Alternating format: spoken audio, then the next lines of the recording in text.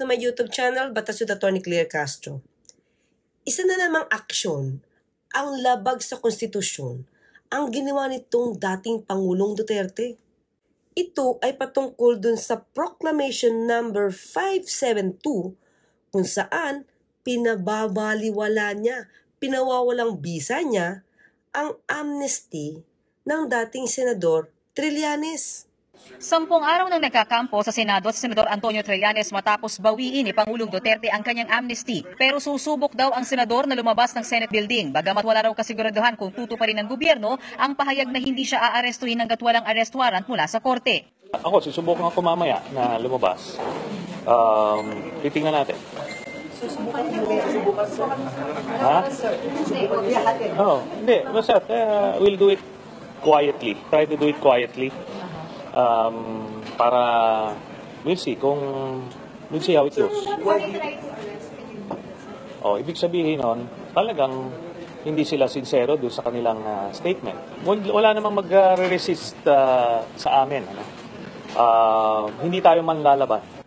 Ang isa sa maituturing na talagang oposisyon kay dating Pangulong Duterte ay si Senator Leila de Lima.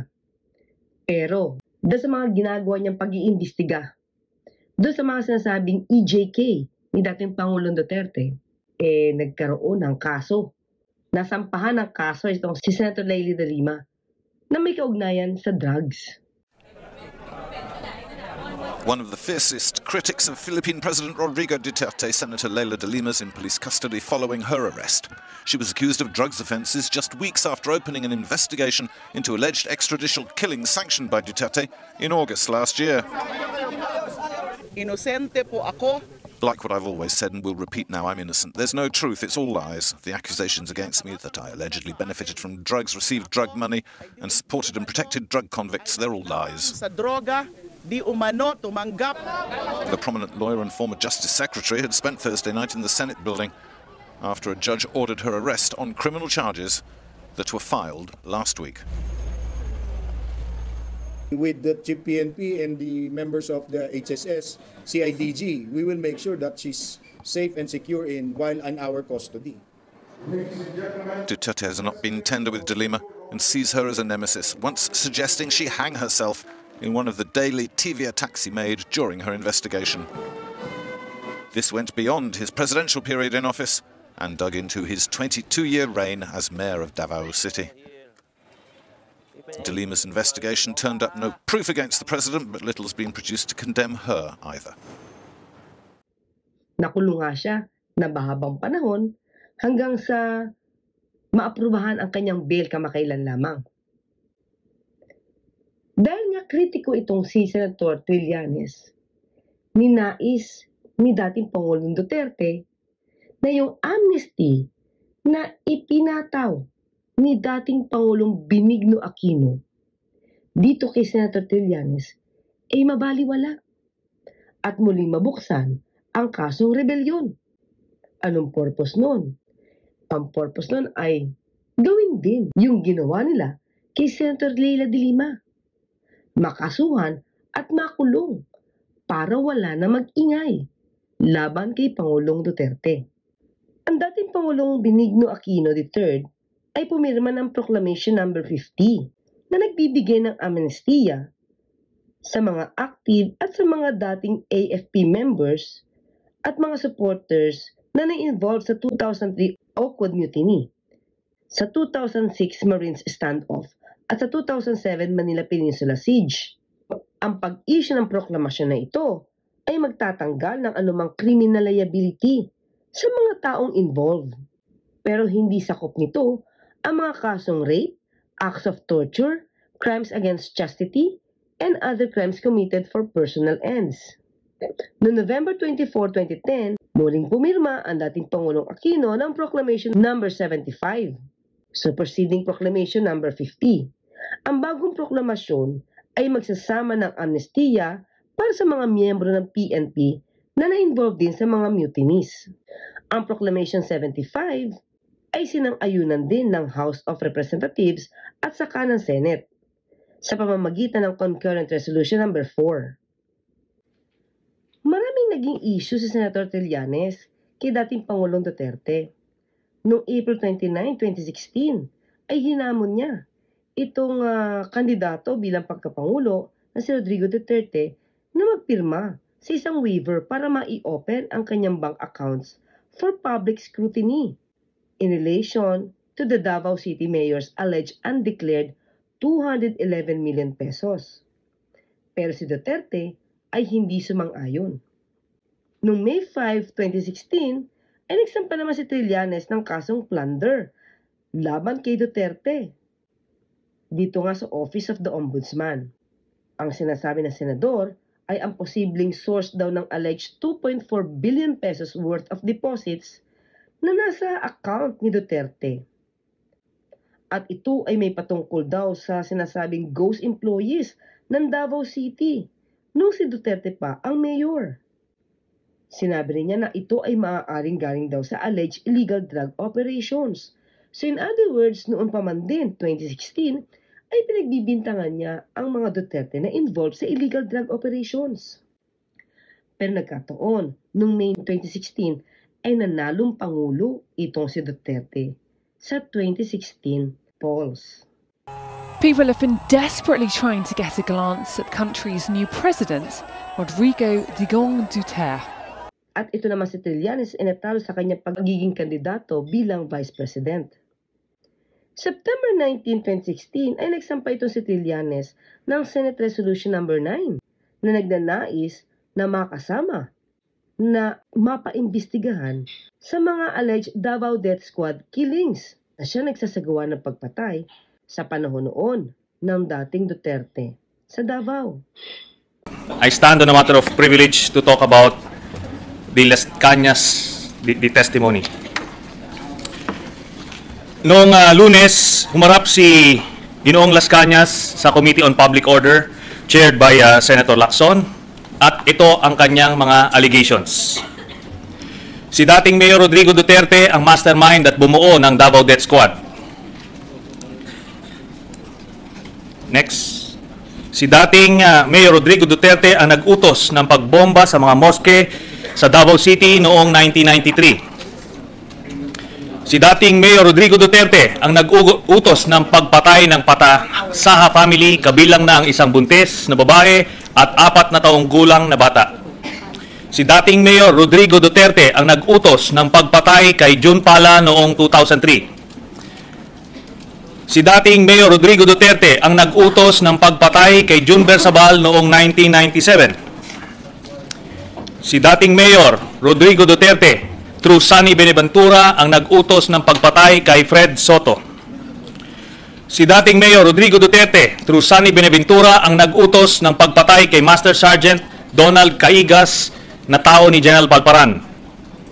Si dating Mayor Rodrigo Duterte through Sunny Beneventura ang nag-utos ng pagpatay sa dance instructor ni Jocelyn Duterte. Si dating Mayor Rodrigo Duterte through Sunny Beneventura ang nag-utos ng pagpatay kay Alan C. at 10 Chinese nationals. Ikasampu, si dating Mayor Rodrigo Duterte through Sunny Beneventura ang nag-utos na pagpatay sa isang Taiwanese national base sa impormasyon ni Charlie Tan, isang nababalitaang drug lord sa Davao City.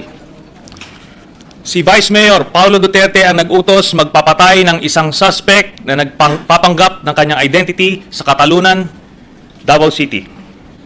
Si Vice Mayor Paulo Duterte ang nag-utos ng pagpatay ng isang nakakaalitan sa trapiko na nakamotorsiklo.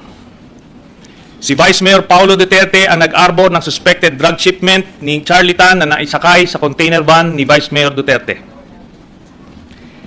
Yan po ang mga aligasyon na binigay ni Ginoong Las Cañas. Marami talagang nais na ipukol ng mga issue patungkol sa anomalya ng dating Pangulong Duterte, itong si Senator Trillanes. Masasabi ba natin na may kaugnayan nga ang pagtanggal ng kanyang security detail noong July 13, 2010? Sinabi ng PNP na ito daw ay parte ng comprehensive review ng kanilang mga assignments at i-re-evaluate ang list of VIPs na makakatanggap ng police guards. Kaya noong August 31, 2018, ay pinirmahan ni dating Pangulong Duterte ang Proclamation Number 572 na nagdedeklara na ang amnesty na ibinigay kay Trillanes ay void ab initio o walang bisa sa simula't simula pa lamang.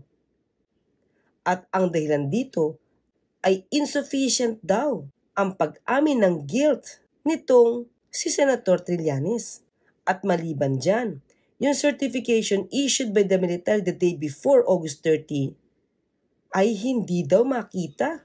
Walang makita at walang available na kopya yung application for amnesty nitong si Senator Trillanes. Kaya nagproklama muli itong si Duterte na inuutusan ang AFP at ang PNP na arestuhin kaagad ang senador. Yung nawawala di umano application for amnesty ni Trillanes ay naipakita naman ni Senator Trillanes noon during sa privilege speech niya. Pero yung kopya ng gobyerno ay sinasabing wala na silang kopya. Malamang daw ay nawala na. Sabi nga ng DND, yung papel na ito ay maaaring completely lost na dahil yung office daw ay nagkaroon ng maraming renovations prior to that. Pero ang Rappler ay nakakuha ng dokumento na nagpapakita na ang DND ay nirecognize at napayagan ang application na ito ni Trillanes. Kaya bakit kaya biglang nawala ang nasabing papel para mapagbigyan ang proklamasyong ito ni dating Pangulong Duterte na nagpapawalang bisa ng amnestiya pabor kay Senator Trillanes? Pero napakalaking sampal nito kay dating Pangulong Duterte nang magkaroon ng desisyon ang Supreme Court at sinasabing ang amnesty ni Trillanes ay valid at pinawawalang bisa ang Proclamation number 527 ni dating Pangulong Duterte laban kay Senator Trillanes. Ang desisyon na ito ay sinulat ni Associate Justice Maria Filomena Singh at sinabing ang Proclamation number 527 ay unconstitutional. Hindi ba talaga napakalaking dagok nito kay dating Pangulong Duterte na turingan pa namang isang abogado? Dapat din bang managot dito? Sina dating Solicitor General Jose Calida, DOJ Secretary Menardo Guevara? Ang sabi ng High Court, the sitting president cannot revoke a granted amnesty without a Congress concurrence. Matatandaan na ang Proclamation number 527 ay walang anumang approval o concurrence ng Kongreso. Isinagawa lamang ito ng dating Pangulong Duterte para maaresto itong si Senator Trillanes at tuluyan na munang manahimik habang siya ay nasa posisyon. Isinalang-alang din ng Supreme Court ang primacy of Bill of Rights and it reaffirmed that neither the government nor any of its officials, including the President, are above the law. Idinagdag pa ng Supreme Court na yung pagpapawalang bisa ng amnesty matapos na ito ay maging penal at ang pagpapawalang bisa ay walang prior notice ay labag sa constitutional rights to due process nitong si Senator Trillanes at pati ang nais na pagbuhay nitong si Pangulong Duterte ng mga kaso ni Trillanes na matagal nang na-dismiss ay labag sa karapatan against ex post facto laws at double jeopardy. Ano ba itong ex post facto law? Ito yung batas na nagpipinalize o nagpaparusa sa isang tao sa mga aksyong ginawa niya na dati ay hindi illegal.